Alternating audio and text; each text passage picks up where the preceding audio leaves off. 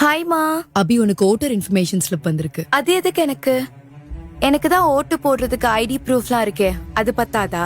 ஓ, உனக்கு இது முதல் ஓட்டு இல்ல, அதனாலதான் உனக்கு ஓட்டர் இன்ஃபர்மேஷன் ஸ்லிப் பத்தி தெரியல. இரு, நான் சொல்றேன்.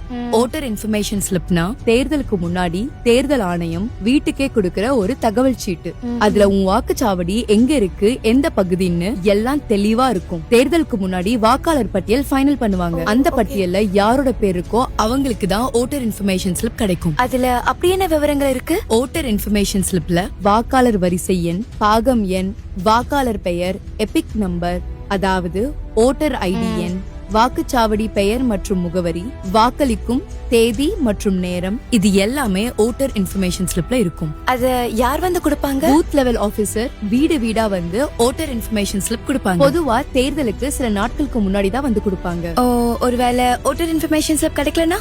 அதுக்காக டென்ஷன்லாம் ஆக வேண்டாம். உங்க பேரு வாக்காளர் பட்டியல இருந்தாலே போதும். அதாவது ஓட்டர் ஐடி, ஆதார், பாஸ்போர்ட், இது மாதிரி 11 ஆவணங்கள்ல ஏதாவது ஒரு அடையாள அட்டையை நீங்க கொண்டு போனா கண்டிப்பா உங்களை வாக்களிக்க அலோவ் பண்ணுவாங்க.